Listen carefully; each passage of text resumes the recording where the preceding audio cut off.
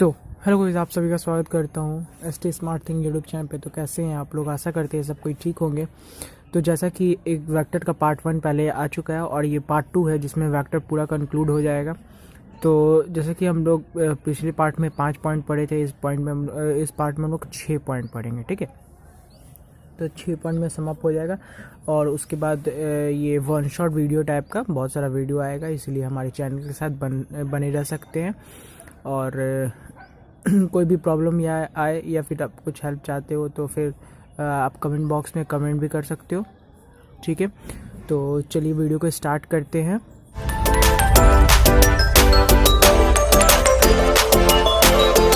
जैसा आप point number 6 देख रहे हैं कि addition, subtraction and multiplication of vector, ठीक है। तो ये एक ही पॉइंट में मैं लिया हूँ इसीलिए क्योंकि बताने में इजी होता है कि addition, subtraction, multiplication of vector क्या होगा, ठीक है। नहीं तो अलग अलग पॉइंट भी पढ़ सकते हैं, इसमें कोई प्रॉब्लम नहीं है। तो अगर बात करते हैं सबसे पहला एडिशन ऑफ वेक्टर के बारे में,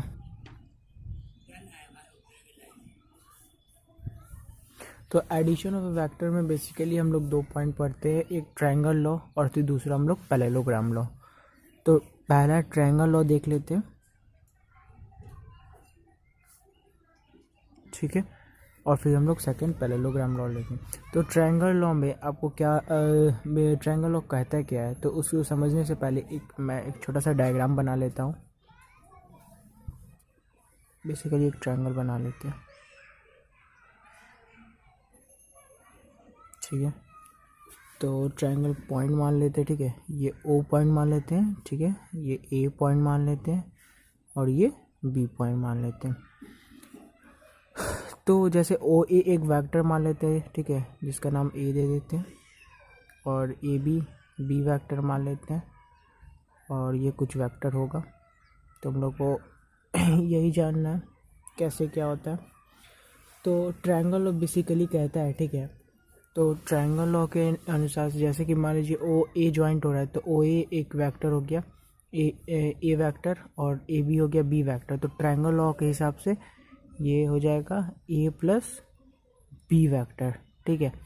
अब हम पहचानेंगे कैसे, तो जैसे कि इंड टू इंड कनेक्शन होगा ना, ये ट्रायंगल लॉ में फर्स्ट पॉइंट हम लोग क्या ए पॉइंट मान लेते हैं। अगर इंड टू इंड कनेक्शन, दो वेक्टर के बीच में इंड टू इंड कनेक्शन होगा, इंड टू इंड कनेक्शन होगा, तो हम लोग क्या लगाएंगे, ट्रायंगल लॉ लगाएंगे, ठीक है। ये पॉइंट है, ठीक है, बहुत इंपॉर्टेंट पॉइंट है इंड टू इंड कनेक्शन का। तो और दूसरा क्या होगा कि जहाँ से बी पॉइंट क्या होगा कि जहाँ से स्टार्ट होगा, ठीक है, जहाँ से हम लोग स्टार्ट कर रहे हैं, जैसे ओ से स्टार्ट कर रहे हैं, तो ओ से उसका जो नया वेक्टर का डायरेक्शन होगा, ओ से स्टार्टिंग पॉइंट होगा, ठीक है।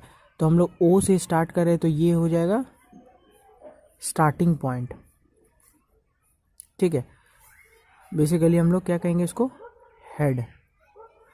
और जहाँ पे हम लोग जहाँ लास्टली जा रहे हैं तो उसका एंड पॉइंट हो जाएगा, जैसे पॉइंट बी जो है एंड पॉइंट,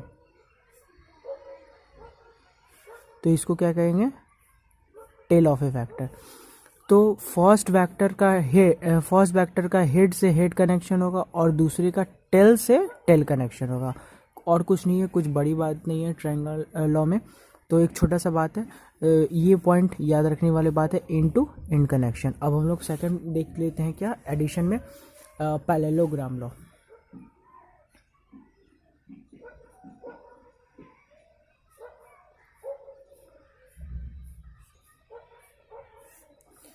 तो सेकंड में हम लोग पैरेललोग्राम लॉ देख लेते हैं। इसमें एक छोटा सा मैं डायग्राम बना लेता हूँ जिसमें आपको समझाने में बहुत ईजी होगा।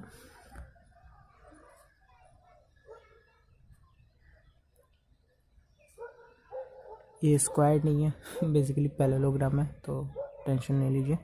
पॉइंट मान लेते हैं ए, ओ, ए, फिर ये मान लेते हैं बी, ये मान लेते हैं सी। तो एक वेक्टर मान लेते हैं ओ ए, ठीक है, जैसे उसमें माने थे। फिर दूसरा वेक्टर मान लेते हैं बी, और अब हम लोग अच्छा ये बात बताइए, अगर हम लोग ओ बी वेक्टर को हम लोग पैरेलली शिफ्ट करें तो सी ए वेक्टर लिख सकते हैं? जी हाँ, लिख सकते हैं, कोई दिक्कत तो है नहीं। तो हम लोग इसको भी क्या लिख सकते हैं, बी वेक्टर लिख सकते हैं, ठीक है। तो अब ये देखना है, इसको बी वेक्टर लिख सकते हैं। अब ये देखना है सबसे पहला पॉइंट क्या हो गया, ए पॉइंट क्या हो गया, हम लोग ओ बी वैक्टर को हम लोग क्या लिख सकते हैं, ए सी वैक्टर। तो क्या हो गया इसका मैग्नीट्यूड बी। तो अब हम लोग को ये देखना है कि भाई यहाँ तो इन ट्रायंगल, दो ट्रायंगल है, ठीक है, O A C and O B C, ऐसे ट्रायंगल बन रहा है जब इसको डिवाइड कर दिए। तो हमको भाई ये देखना है, जब ये ट्रायंगल है ओ ए सी, ठीक है, तो ओ ए सी में आप यहाँ पे क्या लगा सकते हो, बेसिकली ट्रायंगल लॉ लगा सकते हो, ठीक है। तो ट्रायंगल लॉ लगा सकते हो। तो अभी ट्रायंगल लॉ में क्या हम लोग समझे थे, पहला इन टू इन कनेक्शन होना चाहिए। अच्छा भाई ये वेरीफाइड हो गया, इन टू इन कनेक्शन है, तो मेरा क्या रिजल्टेंट आएगा, ए प्लस बी। अच्छा भाई ठीक है, ये आ जाएगा आपका मेरा रिजल्टेंट, क्योंकि क्या होना चाहिए, ओ होना चाहिए, स्टार्टिंग पॉइंट जो होना चाहिए हेड होना चाहिए, ठीक है, ये हेड हो गया आपका, और इंड पॉइंट जो होना चाहिए, ये जो इंड पॉइंट है इसका, ये टेल होना चाहिए। तो ठीक है भाई, चलो तुम्हारी बात। तो अब इसका क्या हो जाएगा, ए प्लस बी। अब दूसरा तरीका देखते हैं, ठीक है, ये हो गया आपका ओ ए सी वैक्टर में, ओ ए सी ट्रायंगल में। अब ओ बी सी वाले ट्रायंगल में देखेंगे तो बी सी क्या हो जाएगा, ओ ए के पैरेलल है, तो इसका भी क्या हो जाएगा, ए वैक्टर, ये हो जाएगा इसका।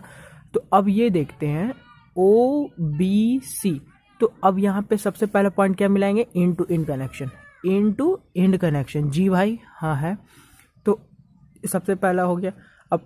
अब हमको क्या करना है, ओ स्टार्टिंग पॉइंट मतलब हेड किसका क्या है, हेड यहाँ से, ठीक है, सही है भाई, और टेल सी पे जा रहा है, सही है, तो मतलब हेड से स्टार्ट होगा टेल पे जाएगा, सही है, मतलब वेरीफाइड हो गया। हाँ भाई मेरा पैरेललोग्राम लॉ समझ में आ गया हमको, ठीक है। और ये जो मैं बनाया हूँ, ये जो मैं बनाया हुआ हूँ, ये बेसिकली इमेजिनरी है, ठीक है, ये इमेजिनरी पार्ट है। जो मेन है ये ओ बी और ओ ए, ठीक है, ये इमेजिनरी वेक्टर है हम लोग का। हमको निकालना क्या था, क्वेश्चन ये था ओ बी ओ ए, ठीक है। तो ये इमेजिनरी वेक्टर था, तो हमको ये भी समझ में आ गया भाई कि एडिशन में दो लॉ होता है, क्या होता है, एक ट्रायंगल लॉ होता है, एक पैरेललोग्राम लॉ होता है, और बाकी उसके बाद कोई दिक्कत है नहीं। ट्रायंगल लॉ हम लोग समझ गए कि बेसिकली इन टू इन कनेक्शन होना चाहिए, और डायरेक्शन के लिए हमको हेड से टेल जाना चाहिए। स्टार्टिंग वेक्टर का हेड लेना है और इंड वेक्टर का टेल लेना है, तो दोनों को ज्वाइन कर देना है तो हो जाएगा, ठीक है। और पैरेललोग्राम में क्या होगा, तो एक इमेजिनरी लाइन पैरेलल टू खींचना है दूसरे वेक्टर का, और उसको ज्वाइन करना है, फिर वहाँ से आप बेसिकली दो ट्रायंगल के फॉर्मेशन कर सकते हो। दो ट्रायंगल के फॉर्मेशन के बाद आप उसको इजीली सॉल्व करोगे, क्योंकि आपको ट्रायंगल लॉ पहले से क्लियर है, तो कोई दिक्कत की बात है नहीं। अब हम लोग आ जाते हैं थोड़ा सब्ट्रैक्शन के ऊपर, ठीक है। तो सब्ट्रैक्शन मैं नेक्स्ट पेज में बताता हूँ। तो सब्ट्रैक्शन में देख लेते हैं हम लोग।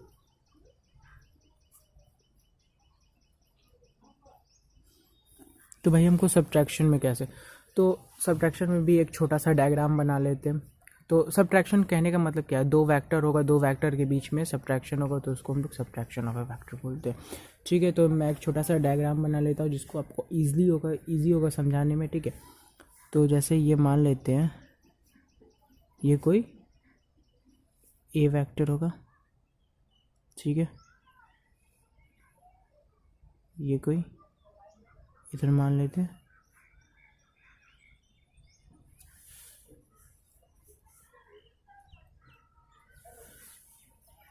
बी वेक्टर होगा, ठीक है, और इसको ज्वाइन कर देते हैं, ठीक है। तो ये पॉइंट को मान लेते हैं ओ, ये पॉइंट को मान लेते हैं ए, और ये पॉइंट को मान लेते हैं बी, ठीक है। तो सिमिलरली मान लिए, तो अब हमको सब्ट्रैक्शन ऑफ वेक्टर, तो ये तो बेसिकली हम लोग ट्रायंगल लॉ से समझ गए, तो एडिशन ऑफ वेक्टर से समझ गए। अब सब्ट्रैक्शन करना है, तो एक इमेजिनरी ले लेंगे, ठीक है। तो हमको a माइनस बी चाहिए, इससे हमको क्या मिल रहा है, a प्लस बी वैक्टर। अब a प्लस बी इसका हेड, इसका टेल, तो डायरेक्शन ऐसे हो जाएगा। अब हमको a माइनस बी चाहिए, a प्लस बी नहीं, a माइनस बी। तो हम इसको क्या करेंगे, माइनस वाले को 180 डिग्री पीछे कर देंगे, ठीक है। तो ये हो जाएगा ऐड, तो ऐसा कुछ बनेगा, ठीक है। तो ये बी डैश मान लेते हैं पॉइंट, ठीक है। तो इसका बी डैश हो गया ये पॉइंट। तो अब इसका डायरेक्शन अपोजिट हो गया 180, तो इसका क्या वैल्यू हो गया माइनस बी। तो अब यहाँ से भी ट्रायंगल लॉ लगा सकते हैं ये ओ ए बी डैश में, ठीक है। एक हो गया in triangle O A B और हो गया and O A B dash. तो ओ ए बी से हमको क्या मिला, इससे मिलता है हमको ए प्लस बी वैक्टर, और इससे क्या मिलेगा ए और ए प्लस ऑफ माइनस बी, मतलब कहने का मतलब ए माइनस बी वैक्टर। अब डायरेक्शन सेम वही जैसे हम लोग ट्रायंगल लॉ में फॉलो करते थे, ये मिल गया हमको। तो इसको कैसे लिखते हैं, A plus minus of B vector, तो हमको क्या मिल जाएगा ए माइनस बी वैक्टर, ठीक है। तो समझ में आ गया, इजी है, सब इजी है, बहुत इजी है। तो सब्ट्रैक्शन ऑफ ए वैक्टर भी समझ में आ गया। अब हम लोग थर्ड पॉइंट पे आते हैं, उसके मल्टीप्लिकेशन ऑफ ए वैक्टर, ठीक है। ये तो और इजी है इसमें तो कोई दिक्कत की बात है नहीं। तो मल्टीप्लिकेशन ऑफ ए वैक्टर में देख लेते हैं। जैसे मान लीजिए कि कोई एक वैक्टर है, ठीक है, कोई एक वैक्टर है इसमें, जैसे ये मान लेते हैं पॉइंट ओ और ये पॉइंट ए, तो ये ए वैक्टर हो गया इस डायरेक्शन में। तो बोलेगा भाई हमको ए वैक्टर मेरा दिया हुआ है, तो हमको 2a वैक्टर बताओ क्या होगा। तो जो ए वैक्टर है इसका लेंथ क्या है, मॉड ऑफ ए, ठीक है। लेंथ क्या है ओ ए वैक्टर का, mod of A, mod of A, ठीक है। अब हमको बोलेगा कि भाई नहीं, हमको 2 टाइम्स ऑफ ए वैक्टर बताओ क्या होगा। तो इसको क्या करोगे आप, इंक्रीज कर दोगे इसका लेंथ, है ना। तो यहाँ से यहाँ हो जाएगा, ये हो जाएगा 2a। तो कुछ है नहीं, बेसिकली स्केलर, जो स्केलर क्वांटिटी होता है वो वेक्टर में मल्टीप्लाई हो जाता है, ठीक है। जैसे मान लेते हैं लैम्डा, लैम्डा इंटू ए, ठीक है। फिर हो गया आपका p इंटू ए वैक्टर है, ये कुछ भी हो सकता है, 2 इंटू ए, ठीक है। ये एक एग्जांपल हुआ। तो मल्टीप्लिकेशन ऑफ वेक्टर बहुत इजी है, बहुत इजी है। अब हम लोग आगे बात करते हैं क्या, अगला पॉइंट क्या था हम लोग का, इंपॉर्टेंट पॉइंट्स, इंपॉर्टेंट प्रॉपर्टीज़ था, ठीक है। तो हम लोग इंपॉर्टेंट प्रॉपर्टीज़ देख लेते हैं, छोटा मोटा है, ये याद रहना चाहिए, कुछ खास है नहीं पर छोटा है, बहुत इंपॉर्टेंट है, ठीक है। तो हम लोग यहाँ देख लेते हैं इंपॉर्टेंट प्रॉपर्टी।